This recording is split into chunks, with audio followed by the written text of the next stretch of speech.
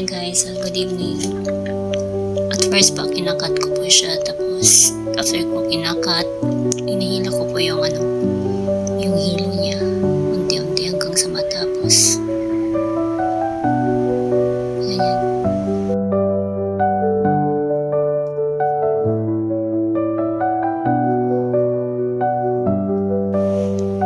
Ito na po siya, yung result po.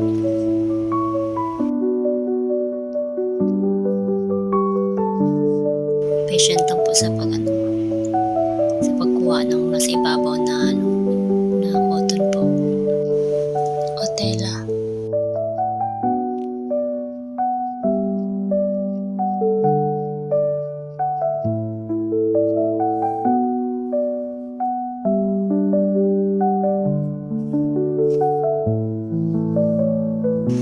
So ayan po, pulay lang tsaka gunting lang yung gamit ko po dyan.